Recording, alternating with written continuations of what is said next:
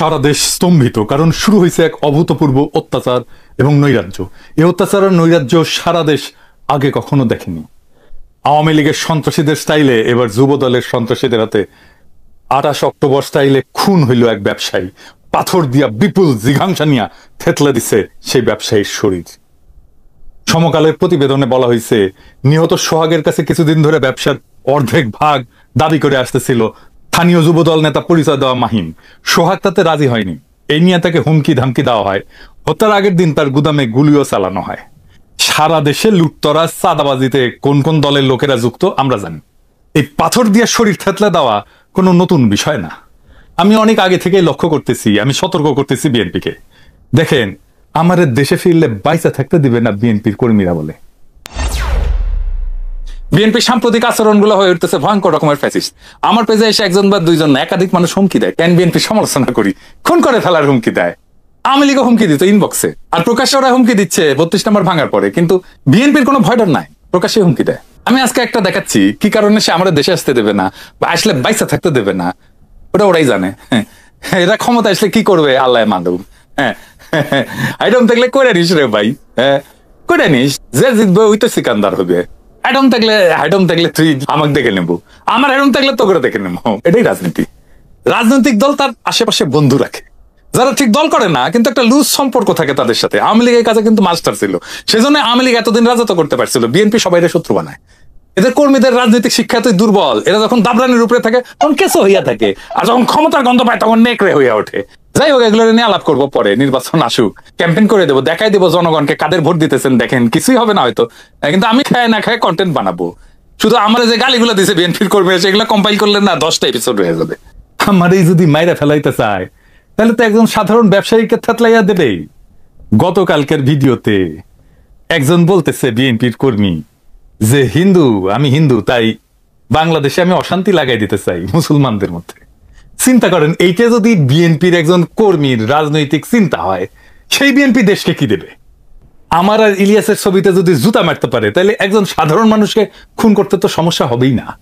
আমাদের বলে মালাউন, বিএনপির কর্মীরা গালি দেয় মালাউন বইলা। তো এই দল আগামীর বাংলাদেশে নেতৃত্ব দিতে পারবে না। আজ বাংলাদেশে মিছিল হয়, টিনের চালে কাউয়া, তারেক জিয়া সাউয়া। শুনেন,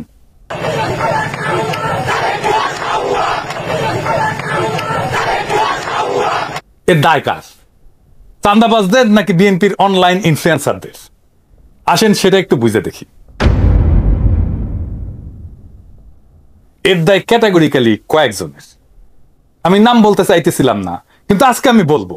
আমি তালিকা করে আজকে নাম বলবো। এই তালিকায় প্রথমে থাকবে ফাহাম আব্দুল সালাম, শাহেদ আলম, রাশেদ, বুলডগ মির্জা, অ্যাপোলো, জুলকারনাইন সায়েদ, রুমিন ফারহানা, ফজলু পাগলা, কথা কামাল, মারুফ, বিএনপির সাথে অ্যালাইন্ড হওয়া সিপিবি বামপন্থী ঘটনার লোকেরা এবং আরো কয়েকজন। এরা ইন্টেলেকচুয়ালি বিএনপিকে পথভ্রষ্ট করছে নিতান্ত নির্বুদ্ধিতা থেকে এবং বিগ ইগো থেকে। এরা বিএনপির কর্মীদেরকে উস্কাইছে, যারা বিএনপির শত্রু না তাদের বিরুদ্ধে। বিএনপির ভ্রান্ত ন্যারেটিভ তৈরি করছে এরাই। হুদাই ছাত্রদের, এনসিপি, প্রফেসর ইউনূসের সরকার, জামাত শিবিরের পিছনে লাগছে এরাই সেই ন্যারেটিভ তৈরি করছে। ওয়াকারের সাথে দোস্তালি করছে এরাই। এর ফলে বিএনপির কর্মীরা সারা দেশে দিগ্ভ্রান্ত হয়েছে।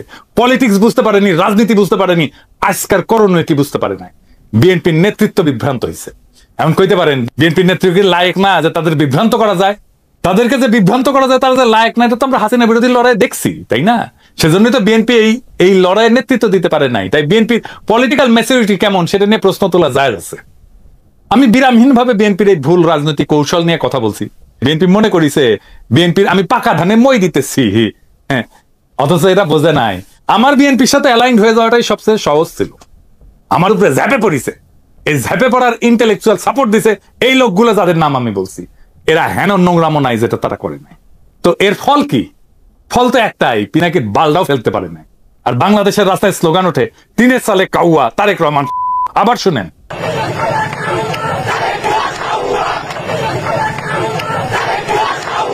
দুইবার শুনাইলাম। যে তারেক রহমানের বীরের বেশে দেশে ফেরার কথা ছিল, সেই তারেক রহমানকে এই জায়গায় নামায় আনার দায় এই লোকগুলার। 2 দিন আগে এরা আমার পিছে লাগিয়েছিল দবেন্দা একটা ছবি নিয়ে, এই যে ছবিটা নিয়ে একটার পর একটা ভিডিও বানাইতেছে। ওই ভিডিও দিয়ে নাকি আমাকে চর মারিছে ভার্চুয়ালি। হ্যাঁ, আরে নেতারা যে টেকে না এই ছেলেটার দিকে, সেটা তো মিছা না। ক্যামেরার চোখ তো ভুল দেখে নাই। ওই ক্রেসে দাঁড়ানো ছেলেটা নিজে এসেও যদি বলে, তাও আমার দেখাটা মিথ্যা না, আমার সেই সমালোচনা নিতে পারে নাই, তাই লানত পড়িছে। আজকে রাজপথে স্লোগান উঠেছে, তারেক রহমান ইডেনে ছাত্র দলকে হল ছাড়ার আলটিমেটাম দিছে। এই ইডেন থেকে ছাত্রলীগ আর আওয়ামী লীগ বিতাড়নের শুরুটা শুরু হয়েছিল, মনে আছে না? আমি যেই সমালোচনা করেছিলাম সেই ছবিতে বুড়া নেতারা একজন আহতের দিকে না তাকায় নিজেরা গল্প করতেছিল, সেই সমালোচনা তারা নিতে পারে নাই। আর আজ তারা লজ্জায় মুখ দেখাতে পারতেছে না। দুর্বিনীত বর্বর মধুলবীদের দলে ভিড়ায় একসময় সহযোদ্ধাদের উপরে জিঘাংসা নিয়ে যারা ঝাঁপায় পড়ে, তাদের উপরে এভাবেই খোদা লানত পড়ে। আমি অভিশাপ দেই নাই, কিন্তু অভিশাপটাই না আনিছেন আপনারাই।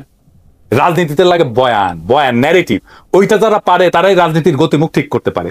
ওইটা আসে এইখান থেকে, মাথা থেকে, এটি থেকে। ওইটা যতদিন থাকবে, যাদের সচিব থাকবে চিন্তায়, তারাই রাজনীতির মাঠে টিকে থাকবে। নিজেরা এভাবে জয় বাংলা হয়ে যাবেন, যারা চিন্তায় সচিব তাদেরকে পরাজিত করতে পারবেন না। এই সরল সত্যটা মাথায় রেখেন এখন থেকে। বিএনপির এই দশা কারা করলো, কিভাবে করলো এবং কেনই বা করলো, আসেন এটা একটু বুঝে দেখি। ওয়াকার তার পাশ পোষা ডিজিএফআই এর প্ল্যান এটা। বিএনপি যখনই ইন্ডিয়ার খপ্পর থেকে বাইরে হয়েছে, তখনই বিএনপির চাঁদাবাজ দুর্বৃত্ত অংশকে আশকারা দিয়ে মাঠে নামাইছে ডিজিএফআই। তাদের ইন্টেলেকচুয়াল সাপোর্ট দিছে বিরানি আলম, কচুঘাটি সহ অনেকেই, যারা বাংলাদেশে অ্যান্টি হাসিনা অ্যান্টি ফ্যাসিস্ট রাজনীতি বুক দিয়ে আগলায় রাখতে পারে, তাদের বিরুদ্ধে ক্যাম্পেইন শুরু করছে এরা। এই কচুখেতি জুলকার নাইন সায়ের যা বলবে মনে করবেন এইটা ওয়াকারের কথা, এটা ডিজিএফআই এর কথা। ও ডিজিএফআই থেকে মাসোহারা পায়। তারেক রহমান আর প্রফেসর ইউনূসের মিটিং হওয়ার পর আমি বলছিলাম ইন্ডিয়া আপাতত পরাজিত হয়েছে, কিন্তু ওয়াকার নতুন প্ল্যান নিয়ে মাঠে নামবে, মনে আছে না? ডিজিএফআই এর লক্ষ্যই ছিল বিএনপির বেপরোয়া অংশকে দিয়া এমন অবস্থা তৈরি করা যেন বিএনপি ঘৃণিত রাজনৈতিক শক্তিতে পরিণত হয়। ঠিক রাস্তায় আগাইছে, তাদের প্ল্যান পরিকল্পনা সফল কইরা দিছে কচুখেতিরা, এই বিরানি আলমেরা। এমনই প্ল্যান করছে ডিজিএফআই যেন বিএনপিকে একেবারে ধ্বংস করে দেওয়া যায়। আমরা যারা বিএনপির এই পতনকে দেশের বিপদ হিসেবে আইডেন্টিফাই করছিলাম, যখন বিএনপিকে এই অবধারিত পতন থেকে রক্ষার চেষ্টা করছিলাম, বিএনপির সমালোচনা শুরু করছিলাম, তখন এই চিহ্নিত শয়তানগুলা আমাদের শত্রু হিসেবে চিহ্নিত করছিল, আমাদেরকে পরিচয় করাই দিয়েছিল বিএনপির কর্মীদের সামনে যে এরা বিএনপির শত্রু। এরা একে একে আমাদের কণ্ঠরোধ করার জন্য এমন কিছু নাই যা করে নাই। খুঁজে দেখলে আজকের পাথর দিয়া ক্যামেরার সামনে হত্যাকাণ্ডটাও ডিজিএফআই প্রযোজিত বলে জানা যাবে বলে আমার অনুমান। বিএনপির নেতা কর্মীদের বলি, আপনারা কি ডিজিএফআই এর গ্র্যান্ড ডিজাইনটা বুঝতে পারতেছেন? প্রশ্ন করেন, কে তাদের এই সাহস দিছে এইভাবে খুন করা যায়? কে খুনের সময় ক্যামেরা নিখুঁত ভাবে ভিডিও করলো? চাঁদা নেতা খুন করে একরকম, কিন্তু বিভৎস ভাবে খুনের স্পেকটাকল কার পরিকল্পনায়? অবাক লাগে না? যেন ক্যামেরাম্যান জানতো এই ঘটনা ঘটবেই তার সামনে। নিখুঁত অ্যাঙ্গেল থেকে ভিডিও। বিরানি আলম আর কচুখেতিকে জিজ্ঞাসা করেন কেন তারা এইভাবে বিএনপির ক্ষতি করতে মরিয়া হয়েছিল। পিনাকি, ইলিয়াস, কনক এরা তো বিএনপির শত্রু না, শত্রু ছিল না। কেন তারা পিনাকি ইলিয়াসের পিছনে লাগিয়েছিল? তারা প্রচার করছে না বিএনপিকে আমরা ক্ষমতায় আসতে দিতে চাই না। বিএনপি এখন ক্ষমতায় আসতে পারবে? কি মনে হয়?